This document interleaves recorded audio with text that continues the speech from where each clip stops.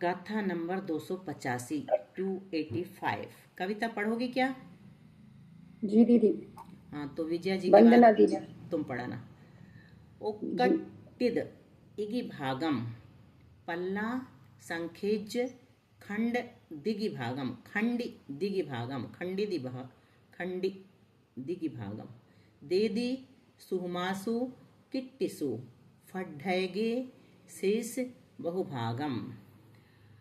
ओक्कट्टिद इगि भागम पल्ला संखेज खंडि दिगि भागम देदि सुहमासु किट्टिसु फड्ढैगे शेष बहुभागम। ओक्कट्टिद इगि भागम पल्ला संखेज खंडिदिगि भागम देदी सुमासु किट्टिसु फड्डयगे शेष बहु भागम। प्रणाम दीदी, वंदना। ओक्कट्टिद इगि भागम पल्ला संखेज खंडिदि भागम देदी सुमासु किट्टिसु फड्डगे शेष बहु भागम। वंदना दीदी। खंडि दिगि भागम ओक्कड्डिद इगि भागम। क्या कह रहे हैं अन्वयार्थ में? ओक्कड्डिद इगि भागम यानी अपकर्षण किए हुए एक भाग में। जितने द्रव्य का अपकर्षण किया उसका हमने देखा पहले भी कि एक भाग निकालते हैं और बहुभाग निकालते हैं ना, तो क्या दिया जाता है, कहाँ पर, ये पता चल जाता है।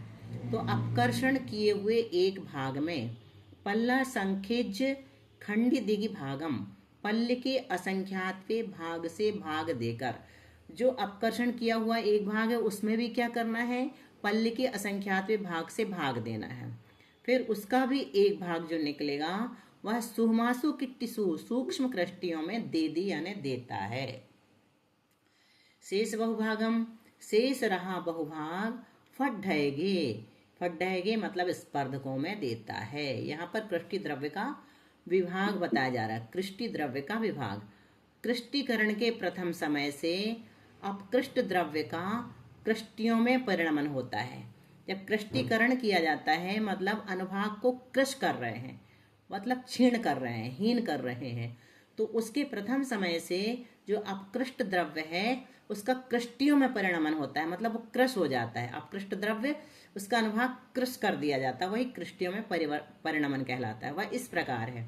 किस प्रकार? संज्वलन लोभ का सत्व द्रव्य बटे अपकर्षण भागहार बराबर क्या निकलेगा? अपकृष्ट द्रव्य। अपकृष्ट द्रव्य कितना है? संज्वलन लोभ का जो सत्व द्रव्य है उसमें अपकर्षण भागहार का भाग दे दो, क्योंकि हमको अपकृष्ट द्रव्य चाहिए ना। अपकृष्ट द्रव्य चाहिए तो अपकर्षण भागहार का भाग देंगे। जो आएगा सत्व द्रव्य में से अपकर्षण भागहार का भाग दे करके जो लब्ध आया वो अपकृष्ट द्रव्य कहलाएगा। तो क्या आया? अपकृष्ट द्रव्य बटे पल्य बटा असंख्यात। ये एक भाग द्रव्य है, किसके लिए? कृष्टि के लिए है। और अपकृष्ट द्रव्य बटे पल्य बटे असंख्यात गुणित अंजु पल्य बटे असंख्यात ऋण 1 बटा, ये तो हो गया अपना बहुभाग पूर्व स्पर्धकों हेतु। अब यहाँ पर क्या कह रहे हैं? संज्वलन द्रव्य बराबर व और कुछ अधिक 1.5 गुना हानि, व गुणित कुछ अधिक 1.5 गुना हानि। व याद आया किसे कहा था? एक द्रव्य निकला था पूरा का पूरा, उसका पूरी की संदृष्टि क्या बना दी थी? व बना दी थी, और एक की वी बना दी थी। तो वह जब कहें तो हम उसने पूरे द्रव्य को ग्रहण करेंगे। उसमें किसका गुणा हो गया? कुछ अधिक 1.5 गुना हानि का। यह अनुभाग की अपेक्षा संदृष्टि है। ये संदृष्टि बन गई किसकी अपेक्षा? अनुभाग की अपेक्षा। संज्वलन द्रव्य कितना निकला? व गुणित कुछ अधिक 1.5 गुना हानि, ये संदृष्टि है। यहाँ इसका प्रयोग किया है। क्यों किया है? क्योंकि अनुभागगत विभाजन करना है।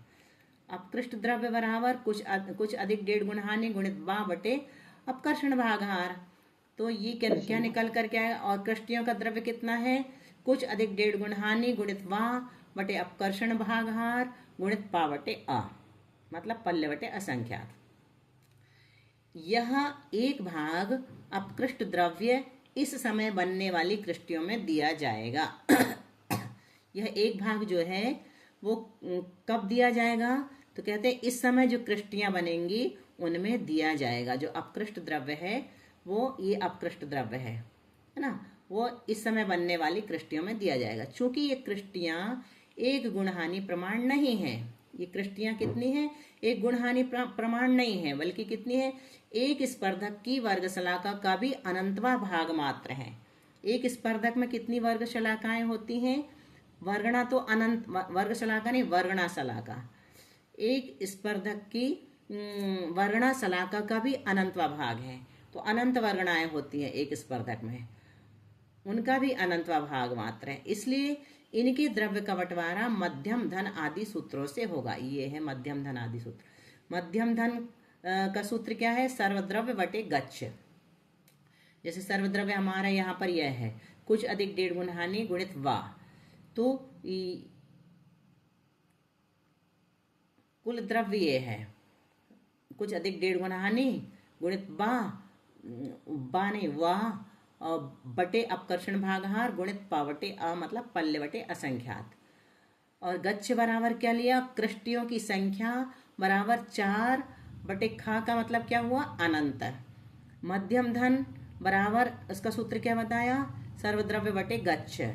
तो सर्वद्रव्य में हमने क्या किया, गच्छ का भाग दे दिया। गच्छ हमारे पास क्या है, 4 बटे खा। सर्वद्रव्य दिख रहा है इसमें, बताओ सर्वद्रव्य बताओ, पारुल कितना है इसमें। सर्वद्रव्य कुछ अधिक 1.5 गुण हानि गुणित व बटा अपकर्षण भागार गुणित पल्ले बटा संख्या। बिल्कुल ये ठीक। सर्वद्रव्य उसको हमने 4 बटा खा यानी गच्छ से भाग किया, तो ये मध्यम धन हो गया। बिल्कुल ठीक।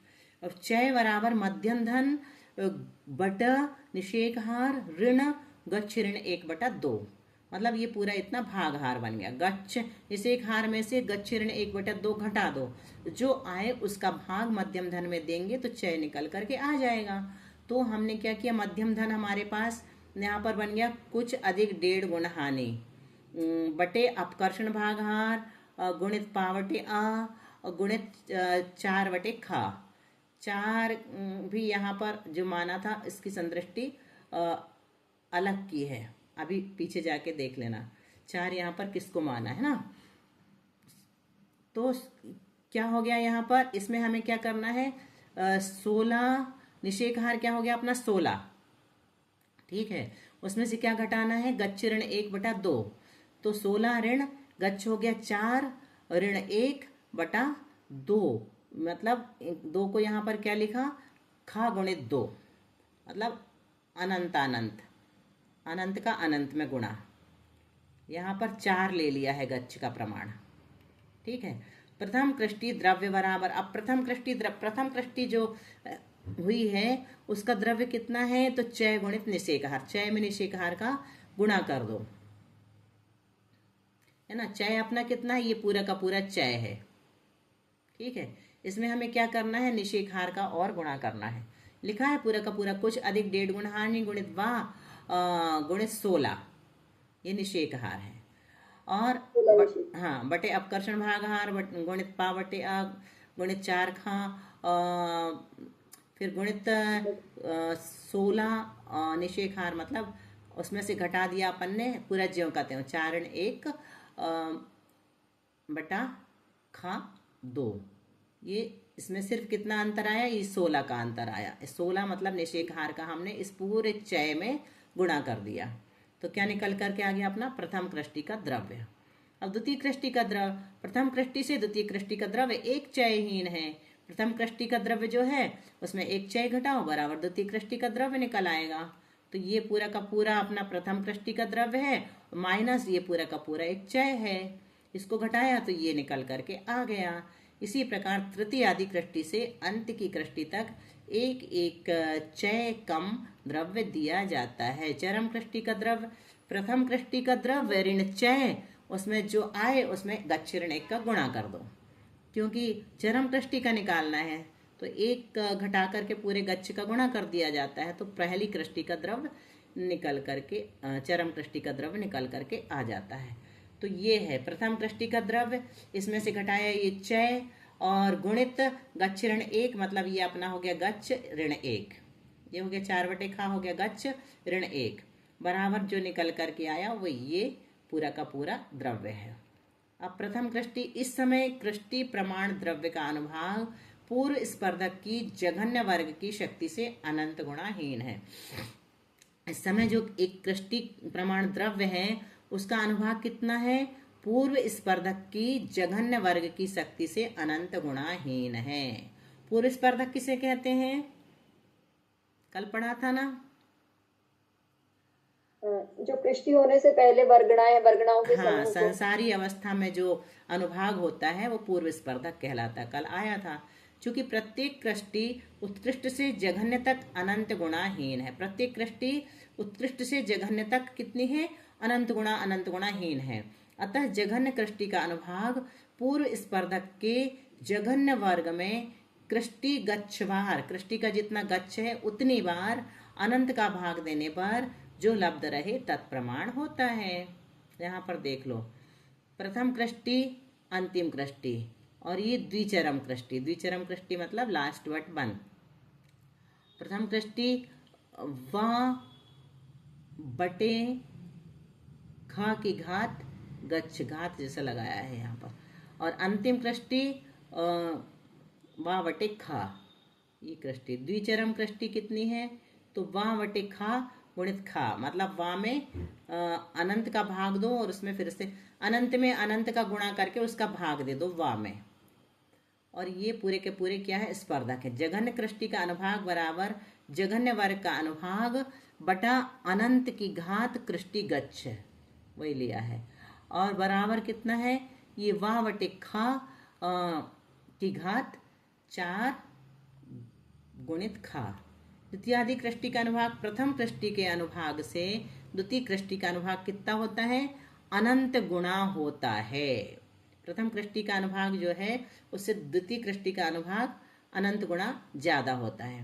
द्वितीय कृष्टि का अनुभाग कितना है? तो प्रथम कृष्टि का अनुभाग गुणित अनंत, अनंत गुणा हो गया ना। अनंत गुणा निकालने के लिए बस एक बार अनंत का गुणा कर दो, बराबर कितना आया? तो ये वा बटे खा की घात 4 गुणित अनंत, पूरा जो आएगा उसमें अनंत का एक बार और गुणा, बराबर क्या निकल के आता है? वा बटे खा की घात 4 बटे अनंत ऋण, मतलब गच्छ बटे अनंत ऋण 1। ऐसे ही तृतीयादि कृष्टि का अनुभाग उत्तरोत्तर अनंत गुणा होता है। सूत्र द्वारा कृष्टि का अनुभाग, विवक्षित कृष्टि शलाका में से एक कम करें। विवक्षित कृष्टि मतलब जितनी कृष्टियां हैं वो क्या कहलाएंगी? कृष्टि शलाका कहलाएंगी। उसमें से हमें क्या करना है? एक कम करना है। फिर लब्ध को कृष्टि गच्छ में से कम करना, जो लब्ध है उसको क्या करना है? कृष्टि का जो गच्छ है उसमें से घटा देना है। लब्ध प्रमाण बार जघन्य वर्ग को अनंत का भाग दें, जितना लब्ध है उतनी बार जघन्य वर्ग जो है उसको अनंत का भाग दें। प्राप्त लब्ध विवक्षित कृष्टि का अनुभाग है। यथा तीसरी कृष्टि का अनुभाग निकालना है। विवक्षित कृष्टि ऋण 1, कहा ना विवक्षित कृष्टि में से एक कम करो, तो विवक्षित कृष्टि ऋण 1 बराबर क्या आ गया? 3 ऋण 1 बराबर 2 आ गया। मतलब कृष्टि शलाका मान लीजिए 3 है तो उसमें से एक घटाया तो क्या आ गया? 2 आ गया। फिर लब्ध को कृष्टि गच्छ में से कम करें, तो कृष्टि गच्छ ऋण 2 कर दिए, लब्ध आया ना अपना 2, इसको कृष्टि गच्छ में से कम करना है तो कृष्टि गच्छ -2 कर दिया, बराबर क्या किस रूप में लिखेंगे? ये है अपना कृष्टि गच्छ 4 बटे अनंत ऋण 2, 4 बटे खा लिखो चाहे कृष्टि गच्छ लिखो एक ही बात है, -2। फिर लब्ध प्रमाण, मतलब लब्ध प्रमाण ये है पूरा अपना 4 बटे खा ऋण 2, तो लब्ध प्रमाण वार जघन्य वर्ग को अनंत का भाग देना है। ये वाह है अपना ये जघन्य वर्ग, इसमें हमें क्या करना है? लब्ध प्रमाण बार, ये लब्ध प्रमाण बार कितना अपना 4 बटे खा ऋण 2, ये तो इतनी बार जघन्य वर्ग को अनंत का भाग देना है। लब्ध प्रमाण बार जघन्य वर्ग को, ये जघन्य वर्ग को अनंत का भाग देना है।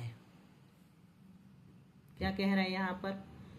लब्ध प्रमाण बार, लब्ध प्रमाण तो अपना ये हो गया 4 बटे खा, अच्छा हाँ ठीक है, 4 बटे खा ऋण 2, इतनी बार अपने को क्या करना है? खा में खा का भाग देना है। लेकिन यहाँ तो गुणा लग रहा है, घात में क्या होता है? उतनी बार उसका उसमें गुणा होता है। ललिता भाभी बताना जरा इसको, कुछ पल्ले पड़ रहा है आपको? लब्ध प्रमाणवार जघन्य वर्ग को अनंत का भाग दें कह रहे हैं। और ख में इन्होंने घात लगाई है 4/2। 4/2 तो अपना लब्ध है। आप माला फेर रही हो, चलो बाद में बता देना। प्राप्त लब्ध विवक्षित कृष्टि का अनुभाग है। यह विवक्षित तीसरी कृष्टि का अनुभाग है। हम बताएं दीदी इसका जो हाँ आप पूछ बताओ रहे जरा थे। पारुल, तुम्हारा भी मैथ सच्चा है। इसमें दीदी ये लब्ध जो आया है उसकी घाती, क्योंकि उतनी बार गुणा करना है ना, हम्म। ख को ख से उतनी बार हाँ। डिवाइड करना है, मतलब हर बार। तो हम्म। इसलिए 4/ख-2 लिखा है, जो हमारा लब्ध आया है उतनी उसकी पावर लगाई है। तो हम्म। जो व है उसको हम ख से उतनी बार गुणा करेंगे। फॉर एग्जाम्पल ये 4/ख-2 इक्वल टू 8 हुआ, तो 8 बार ख ख ख ख से हम डिवाइड करते जाएंगे। नहीं, यहाँ पर लिखा लब्ध प्रमाणवार जघन्य वर्ग को। अच्छा, ये जघन्य वर्ग को मतलब वा को है ना। हाँ, जघन्य वर्ग को यहाँ पर वा ले रहे हैं, ठीक है। तो लब्ध प्रमाणवार अपना, लब्ध प्रमाण जो है अपना 4/2 है, ये लब्ध है ना। अगर इसको हम फॉर एग्जाम्पल 8 मान लेते हैं, तो हम्म। ये व को नहीं, 8 मत ख मानो, से मतलब इसी को 8 समझाओ। बार लिखेंगे। तो 8 मत बोलो अभी, इसी को समझाओ कि वाह में हम लब्ध प्रमाण वार हमें क्या करना है, जघन्य वर्ग को अनंत का भाग देना है। हाँ ठीक है, तो इसमें हमने वाह में अनंत का भाग कितनी बार दिया, इतनी बार दिया, बस इतना समझो, है ना। हाँ जी। ठीक है, बस इतना समझना है। इसमें इसकी घात लगा दी है, तो ऐसा लग रहा था इसमें इसका इतनी बार गुणा करके फिर उसका भाग देना है वाह में, ऐसा निकल रहा बल्कि है। हमें यहाँ दीदी जो ये पहले हमने निकाला है ना, हम्म। ख गुणा घात है वो 2 या 2 से मल्टीप्लाई होगा, ये हमें कंफर्म करना कहाँ है। पर? जो ये द्वितीय कृष्टि प्रथम कृष्टि का जो द्रव्य निकाला है ना पीछे हमने पहले, निकाला, पीछे निकाला जय था, निकाला है जहाँ, पीछे निकाला जय था क्या? निकाला है। हाँ जी। पीछे हाँ जी, और पीछे और पीछे, यहाँ ये सभी जगह आ रहा है, ये ख इंटू 2 आएगा ये, या घात आएगा ये, यहाँ ये पे वाला नहीं, ये कंफ्यूजन है घात दीदी। नहीं है, ये 2 है, क्योंकि साइड में लिखा है ना, एकदम ऊपर नहीं लिखा है। इन लोग ये हमें मिसप्रिंट नहीं करते हैं। गुणा 2 ही आएगा, ये घात खा नहीं गुणित है खा ना। हो जाएगा, 2 ही है वो। ठीक है, जी अब दीदी। चलो अंतिम कृष्टि का अनुभाग। विवक्षित कृष्टि ऋण 1 बराबर 4/1 है ना। विवक्षित कृष्टि ऋण 1 का हो चाहे 4/1 का हो, 4/1 का हो, इसी कृष्टि गच्छ में से घटाने पर अब हम क्या कर रहे हैं, 4/1 बराबर क्या आया, इस तरह से 4/4 हो गया है ना, ब्रैकेट वो किया तो बराबर 1 आ गया अपना।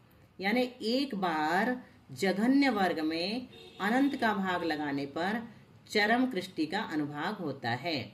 वर्ग जघन्य वर्ग बटे ख एक ही बार लगाएंगे, इसकी घात 1 है, बराबर चरम कृष्टि का अनुभाग 1 आया था ना अपना। इसलिए यही पूर्व में कहा था कि पूर्व स्पर्धक की आदि वर्णा की शक्ति से चरम कृष्टि का अनुभाग अनंत गुणाहीन है, वही यहाँ सिद्ध हुआ। चलो इतनी सारी गणित आज पढ़ के देखी। इसको पढ़ने के बाद आप लोगों को क्या लग रहा है, जीवकांड शुरू करें कि इसी को चलने दें? चलने दीजिए दीदी, अभी कंटिन्यूएशन में ना अच्छा लग समझ रहा आ ना, रहा है, पल्ले पड़ रहा बिल्कुल है ना। नहीं आ रहा है। क्योंकि अभी अपन अगली बार जो पढ़ेंगे ना, ज़्यादा गणित नहीं पढ़ेंगे, सिद्धांत में ज़्यादा जाएंगे। अभी रीडिंग कर ली है अपन ने, जो जरूरी लगेगा समझ में आने योग्य उसको ही पढ़ेंगे, सबके समझ में आने योग्य, और सरल लगा तो पूरा भी पढ़ लेंगे। बहुभाग द्रव्य का पूर्व स्पर्धकों में बंटवारा। जो बहुभाग अपकृष्ट द्रव्य है वह पूर्व स्पर्धकों में दिया जाता है। जघन्य वर्णा से लेकर अतिस्थापना प्राप्त होने तक द्रव्य चयहीन क्रम से निक्षिप्त किया जाता है। पूर्व स्पर्धकों का द्रव्य अनंत गुणहानियों में स्थित है, अतः अपकृष्ट द्रव्य के विभाजन के लिए 1.5 गुणहानि से भाग आदि सूत्रों का प्रयोग किया जाएगा। सर्वद्रव्य बराबर कितना है, ये कुछ अधिक 1.5 गुणहानि गुणित जघन्य वर्ग गुणित पावटे अ ऋण 1 बटे अपकृष्ण भागाहार गुणित पावटे आ। अनुभाग संबंधी 1.5 गुणहानि 12। प्रथम वर्णा में दे द्रव्य सर्वद्रव्य बटे 1.5 गुणहानि कुछ अधिक। फिर इसको बराबर कितना आया, कुछ अधिक 1.5 गुणहानि गुणित जघन्य वर्ग गुणित पावटे अ ऋण 1 बटा अपकर्षण भागहार गुणित पावटे अ गुणित कुछ अधिक 1.5 गुण हानि। चय बराबर कितना आता है, तो प्रथम निषेक बटा 2 गुण हानि। प्रथम निषेक कितना है अपना, कुछ अधिक 1.5 गुण हानि गुणित जघन्य वर्ग में किसका गुणा किया, पावटे अ ऋण 1 का, भाग किसका दिया, अपकर्षण भागहार का, गुणित पावटे अ गुणित कुछ अधिक 1.5 गुण हानि गुणित 16 यानी निषेकहार। इस एक चय को प्रथमादि वर्णा में से कम करते हुए द्वितीयादि वर्णा का द्रव्य होता है। द्वितीय आदि गुण हानियों में द्रव्य। ऐसे चयहीन द्रव्य तब तक दिया जाता है जब तक कि द्वितीय गुणहानि की प्रथम वर्णा प्राप्त नहीं हो जाती। पूर्व चय को आधा करने पर द्वितीय गुणहानि का चय प्राप्त होता है। इस चय को द्वितीय गुणहानि की प्रथमादि वर्णा में से हीन करने पर द्वितीयादि वर्णा का प्रमाण होता है। यह द्रव्य पूर्व गुणहानि के द्रव्य से आधा आधा होता है। ऐसे चयहीन द्रव्य तृतीय गुणहानि की प्रथम वर्णा प्राप्त होने तक दिया जाता है। पुनः चय आधा होता है। चयहीन क्रम से गुणहानि में द्रव्य दिया जाता है। ऐसे अंतिम गुणहानि की अंतिम वर्णा तक द्रव्य का बंटवारा जानना चाहिए। अब अंत में क्या बताते हैं, अल्प बहुत्व। तो द्रव्य का अल्प बहुत्व जघन्य कृष्टि से चरम कृष्टि तक द्रव्य एक एक चयहीन है। सूक्ष्म कृष्टियों की अंतिम कृष्टि में निक्षिप्त द्रव्य से पूर्व स्पर्धक की आदि वर्णा में निक्षिप्त द्रव्य कितना है, अनंत गुणाहीन है। पूर्व स्पर्धक की आदि वर्णा से द्वितीय वर्णा में एक एक चयहीन द्रव्य दिया जाता है। अब प्रश्न उठता है, पूर्व स्पर्धकों में तो बहुभाग द्रव्य दिया जाता है, तब चरम कृष्टि के द्रव्य से आदि वर्णा का द्रव्य अनंत गुणाहीन कैसे होता है ना। बहुभाग द्रव्य दिया तो अनंत गुणाहीन कैसे हो गया। तो उत्तर क्या दिया, कृष्टियों की संख्या अत्यल्प है। कृष्टियां कितनी है, कम है। अनंत विभाग है वर्णा शलाका की, और मात्र एक वर्णा शलाका का अनंत विभाग है लिखा है। परंतु पूर्व स्पर्धक अनंत गुणहानि रूप है। पूर्व स्पर्धक कितने हैं, वो बहुत ज्यादा हैं। अतः बहुभाग द्रव्य पूर्व स्पर्धकों को देने पर भी एक एक वर्णा को अत्यल्प दिया जाता है। इतने सारे हैं वो अनंत गुणहानि रूप, तो उनको हम बहुभाग भी द्रव्य देंगे तो एक एक वर्णा को तो कम कम मिलेगा ना। अतः चरम कृष्टि से आदि वर्णा का द्रव्य अनंत गुणाहीन होना युक्ति संगत है। इतना ही रखें कि और पढ़ें। 23 मिनट हो गए। हाँ इतना ही रखो, थोड़ा वो अच्छे से पढ़ लेंगे अपन दूसरा विषय। और इसको गणित है तो थोड़ा दिमाग में भी ले लेना आप लोग।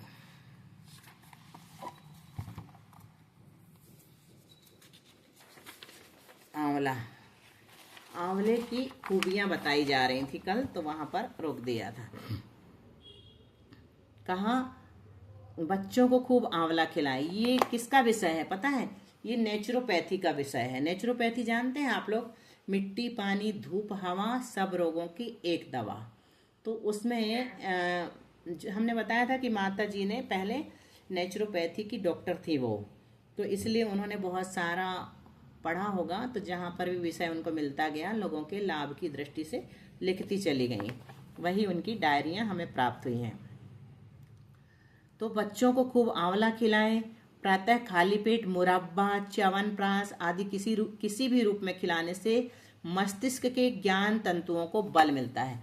बच्चों को खिलाने को कहा तो ऐसा नहीं कि हमको खाने के लिए मना किया है। उनके मस्तिष्क के ज्ञान तंतुओं को बल मिलेगा, उनको खिलाएंगे तो हम खाएंगे तो हमारे मस्तिष्क के ज्ञान तंतुओं को बल मिलेगा। आंवला स्नायु संस्थान शक्तिशाली बनता है। जगत में जितनी भी रसायन औषधियां हैं, आंवला उन सब में उत्कृष्ट है। ताजे आंवले में नारंगी की अपेक्षा 20 गुना विटामिन सी होता है, 20 गुना। अतः दिवाली के बाद से जब तक हरा आंवला प्राप्त हो, सेवन करने से स्वास्थ्य व सौंदर्य दोनों प्राप्त किया जा सकता है। ताजे हरे आंवले को चबाने से गर्मी शांत होती है, आंखें स्वस्थ होती हैं, कब्ज दूर होती है। मासिक धर्म की गड़बड़ी में सुबह आंवले का रस पीने से 90% मामलों में लाभ मिलता है।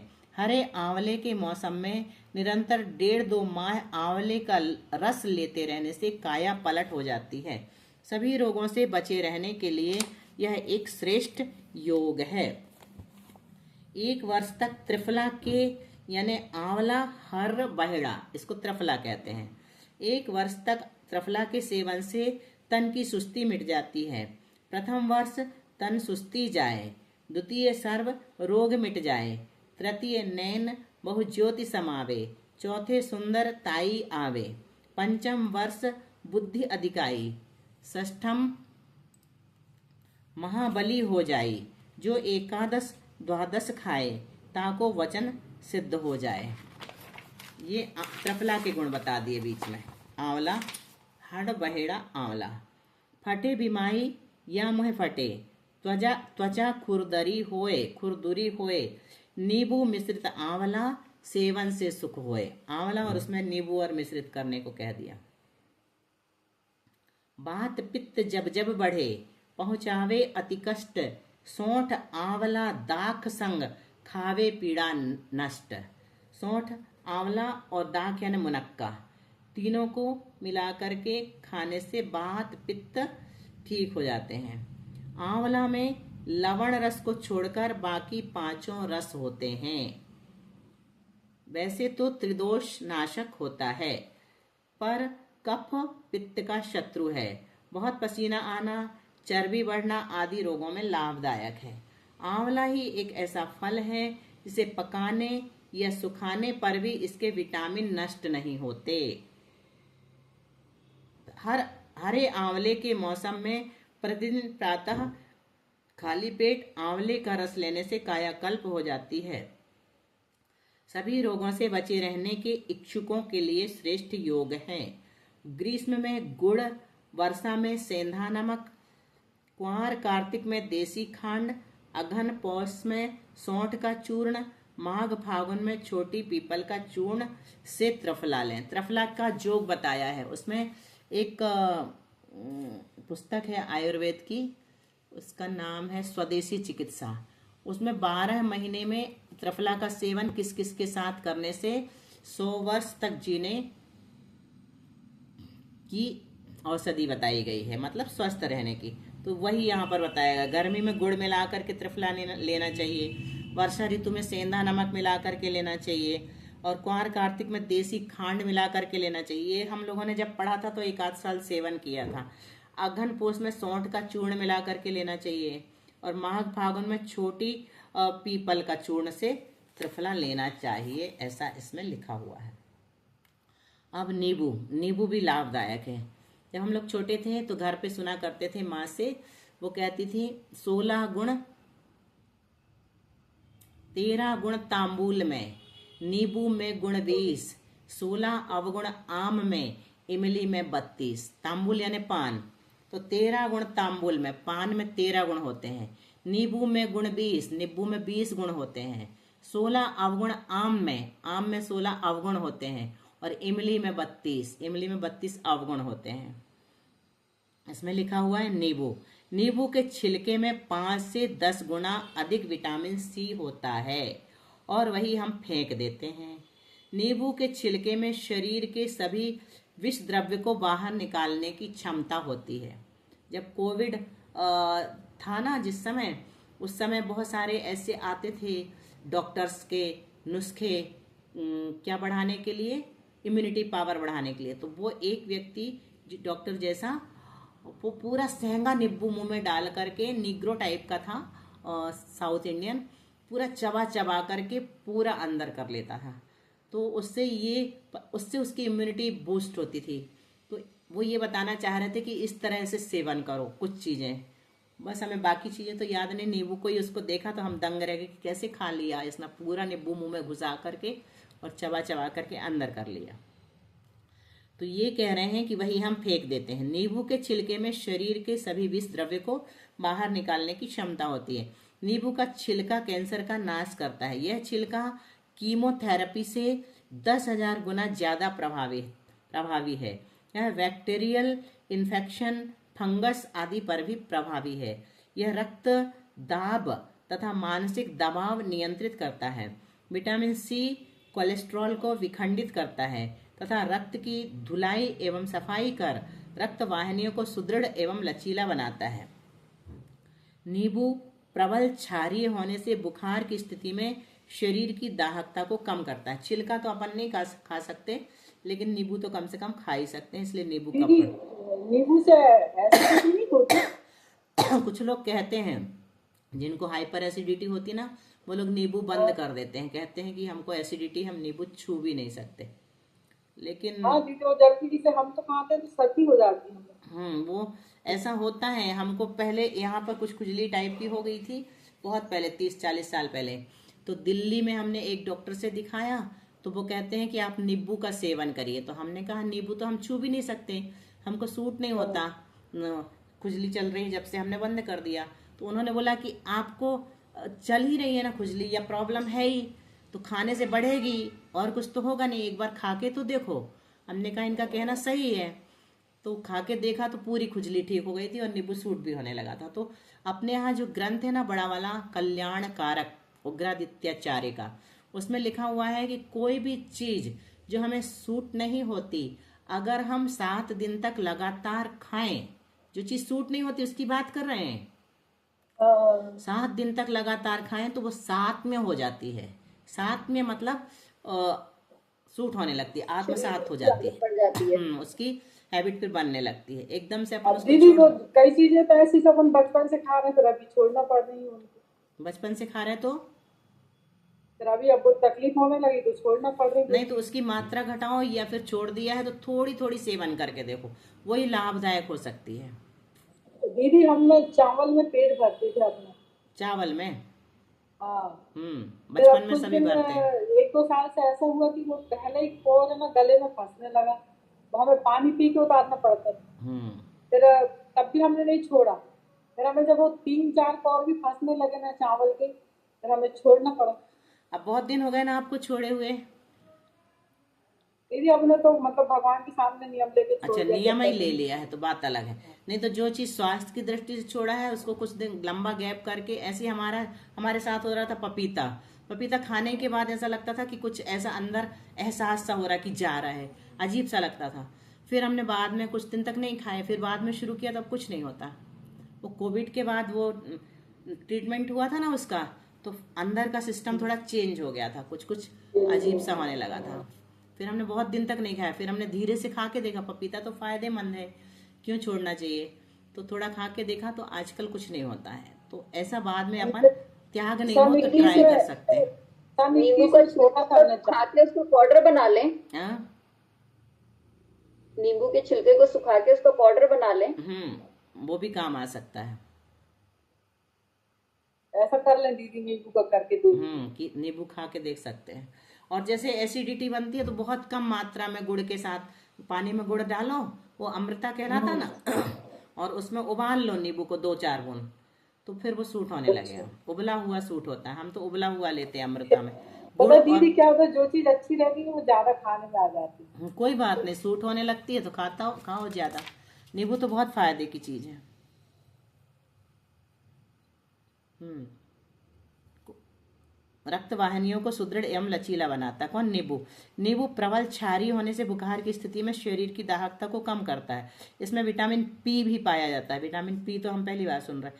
इसलिए यह रक्तार्श, बवासीर, नक्सीर की अचूक औषधि, लो बवासीर की औषधि बता रहे हैं। यह लाला ग्रंथि को उत्तेजित कर, मतलब लार जिससे बनती है ना, उस ग्रंथि को उत्तेजित कर, टाइम अपना हो गया है, काफी मात्रा में एंजाइम पैदा करता है।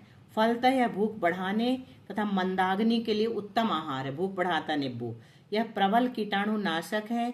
नींबू में एंटी न्यूमोनिया फैक्ट्स होता है, इसलिए यह सर्दी, जुकाम व फेफड़े के किसी भी रोग में उपयोगी है। तीव्र हाइपर एसिडिटी तथा अल्सर को छोड़कर, लिखा तो है इसमें, तीव्र हाइपर एसिडिटी में नहीं करना और अल्सर वालों को नहीं करना। प्रत्येक रोग में नींबू का प्रयोग निसंकोच किया जा सकता है, इसलिए इसे सदाबहार अमृत फल कहा गया है। अभी हमको हो गई थी ना पर्यूषण के समय एसिडिटी, तो हमने भी नींबू छोड़ा था। अब शुरू किया तो कुछ नहीं होता। बीच में 1-2 महीने हमने यूज नहीं किया, अब थोड़ा थोड़ा। में भी कोई भी प्रॉब्लम हो उसमें विटामिन सी देते ही देते हैं। जरूरी। कोविड के टाइम पे भी विटामिन सी और बहुत जिंक चला की था, गोलियां दे रहे थे चूसने के एलोपैथी लिए भी। वाले, तो वो विटामिन सी कोई नींबू को ही पूर्ति कर रहा था। चलो समय हो गया है। जिनवाणी स्तुति कर ले। हाँ करिए। जिनवयनमो स्वमीनं विषयसुहविलेयनम् अमितभूतं जरमरणवाहिहरणं क्षयकरणं सौवदुःखाणम्। क्षयकरणम सब दुखाणम। 9 बार नमोकार मंत्र पूरा ही हो रहा है।